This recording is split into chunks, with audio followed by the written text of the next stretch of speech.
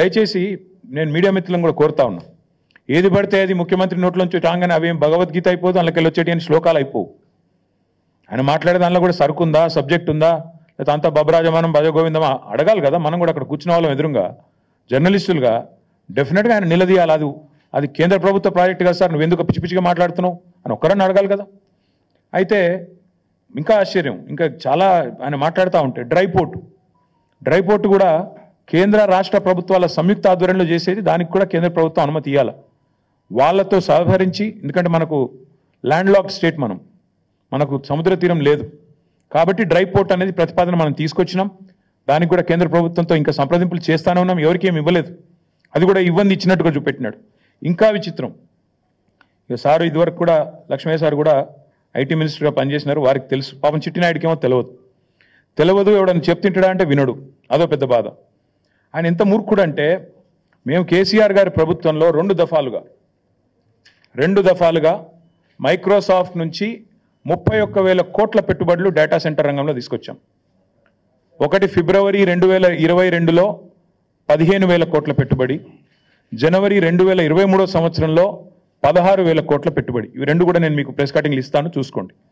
మేము ఓపెన్గా బాజాప్తా మైక్రోసాఫ్ట్ పెద్దలు సత్యనాదెల్ల గారి నుంచి మొదలు పెడితే వాళ్ళ వివిధ అధికారులను కలిసి ఒప్పించి మెప్పించి హైదరాబాద్లో ఉండే సానుకూల పరిస్థితులు వివరించి, ఇక్కడి ప్రభుత్వం యొక్క మంచి విధానాలు వివరించి మొత్తం 31,000 కోట్ల పెట్టుబడి మైక్రోసాఫ్ట్ డేటా సెంటర్లు, వాటికి మేము సాధించాం.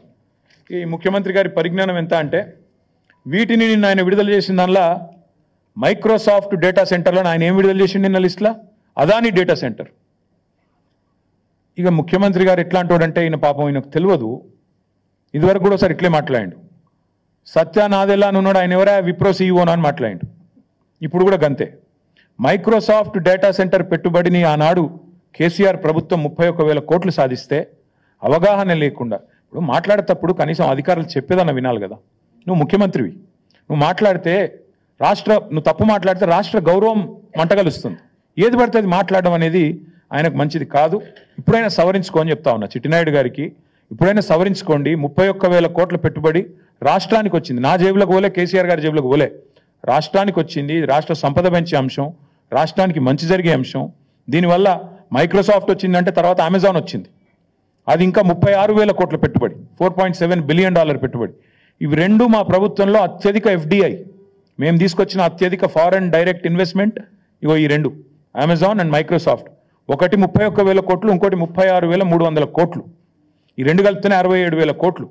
అంటే ఇది మా ప్రభుత్వం సాధించిన ప్రగతి. ఇక మీరు ఇంకేదో చూపెట్టిండు, ఏదో దొరకబట్టినట్టు ఈ ఫోటో చూపెట్టిండు. నేను అదానిని కలిసిన, బరాబర్ కలిసిన. ఎడబెట్టిన నేను కలిసిన ట్విట్టర్లో నా అఫీషియల్ అకౌంట్లోనే పెట్టిన. నేను దాచుకున్నాను. నీళ్ళక 4 గంటలు రహస్య సమావేశాలు చేసినా, లేకపోతే చీకట్లో పోయి కోయినూరు రోడ్ల కాళ్ళు పట్టుకున్నాను.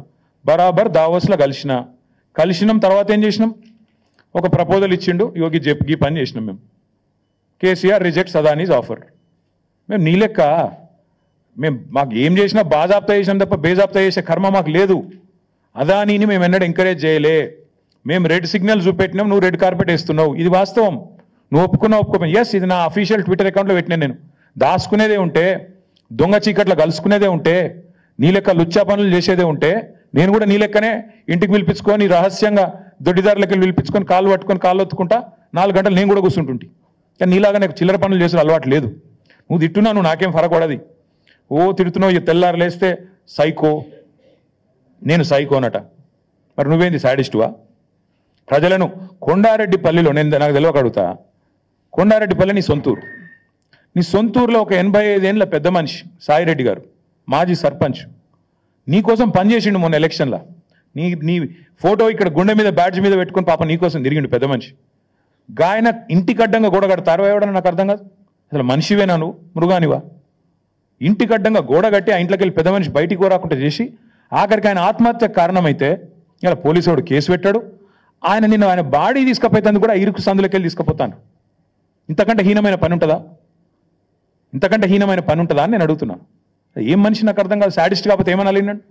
ఇవాళ ఒక అమ్మాయి చనిపోయింది, శైలజ వాంకిడి. ఆ అమ్మాయి అంత్యక్రియలకు మా కోవలక్ష్మి గారు, ఆమెకు గిరిజన బిడ్డ, ఆదివాసి బిడ్డ, ఆమె పోతానంటే నీకేం నచ్చిందా నాకు అర్థం కాదు. ఇంట్లో హౌస్ అరెస్ట్ చేస్తావా? మా అనిల్ జాదవ్ను అరెస్టు, మా ఖానాపూర్ ఇన్ఛార్జ్ జాన్సన్ అరెస్టు. ఇదేనా ప్రజాపాలన? ఇదేనా ఇందిరమ్మ పాలన? ఎమర్జెన్సీ రోజులను తలపించే విధంగా ఇంటర్నెట్ షట్ డౌను, లగచర్లలో ఇంటర్నెట్ షట్ డౌన్, అక్కడ పోయి అర్ధరాత్రి పోయి బందిపోట్ల మీద దాడి చేసినట్టు నీ సొంత నియోజకవర్గంలో దాడులు. ఇందుకేనా నీ పరిపాలన? ఇంకా సిగ్గుమాలిన పని. నేను చెప్పిన మహబాద్లో 1 year కావస్తోంది. ఈ ముఖ్యమంత్రి ఎవరి కోసం పనిచేస్తున్నాడు? అదాని కోసం, అల్లుని కోసం, అన్న కోసం, బావమరిదికి అమృతం కోసం. ఇది ఈయన స్థూలంగా చెప్పాలంటే 1 year పరిపాలన. అదాని కోసం, అల్లుడి కోసం, అల్లుడి మ్యాక్సిబియన్ ఫార్మా కోసం, అన్న కోసం, జగదీష్ అన్న కోసం, తిరుపతి అన్న కోసం, బావమరిది సృజన్ రెడ్డికి అమృతం పంచడం కోసం. దానికి తప్ప నువ్వు పీకిందేంది సంవత్సరం? నేను అడుగుతున్నా. నువ్వు సాడిస్టు సన్నాసి నేను అనలేకనా? నాకు నోరు లేదా? నేను ఇంకొక మాట కూడా అడుగుతా ఉన్నా. అదానిని నువ్వేదో పెద్ద గొప్ప పని చేసినట్టు నిన్న నాకైతే ఒక డౌట్ వస్తుంది బాస్, మీరు చెప్పాలా మరి. నేను ఎప్పుడు చెక్ ఇచ్చిండు అదానిని చూసుకున్నా. 14 పోయిన నెల అక్టోబర్ అనుకుంటా, అక్టోబర్ నాడు చెక్ ఇచ్చిండట. ఎవరు? అదాని గారి. నాకు ఈయన నిన్న చెప్తుండు గర్వంగా, మేము ఆ చెక్కును క్యాషే చేయలే. నాకు తెలియక అడుగుతా బాస్, నాకు ఎవరైనా చెక్ ఇస్తే వెంటనే బ్యాంకులో వేస్తా, చెక్ క్యాష్ చేసుకుంటా. మరి నువ్వు 38 రోజులు ఎందుకు చెక్ క్యాష్ చేయలే? అయితే వానికి ఇచ్చే ఉద్దేశం అన్నా లేకపోవాలి, నీకు దాన్ని క్యాష్ చేసే ఉద్దేశం అన్నా లేకపోవాలి. లేకపోతే దాని చెక్ చూపెట్టి వెనకెళ్ళి పైసలైనా దొబ్బిండాలా కుల్లా. ఇక ఇంతకంటే ఇక దాచితందుకు ఏం లేదు. ఇప్పుడు పోస్ట్ డేటెడ్ చెక్కులు మనం విన్నాం, కానీ ఇది ఎక్కడిది విచిత్రం ఇది. అక్టోబర్ 14 చెక్ ఇస్తాడట ఈయన. నిన్న మేము 38 రోజుల పాటు మేము క్యాషే చేయలే. మరి ఏం చేస్తున్నావు? ఇంకొకటి అడుగుతున్నా నేను, అసలు అదాని దొంగనికి నిన్న తెలిసిన అది. మొన్న మహారాష్ట్రలో ఏం మాట్లాడినావు?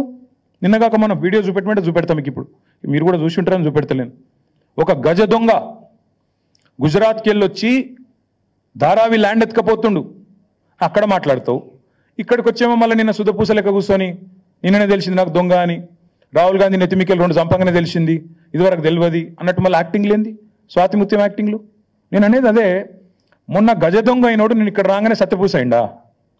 మొన్న మహారాష్ట్రలోనేమో గజ దొంగ అంటివి, ఇక్కడికి వచ్చేమో మేము ఇవాళ ఒక్కటే అడుగుతున్నాం. సరే 100 కోట్లు ఆయన ఇయ్యలే, నువ్వు తీసుకోలేదు, షో చేసిన ఇద్దరు కలిసి డ్రామా చేసిన అర్థమవుతుంది. ఆ చెక్కు ఇయ్యలేదు, ఈయన వేయలేదు, అది క్యాష్ కాలేదు, నువ్వు వెనకకి ఇచ్చిందే లేదు.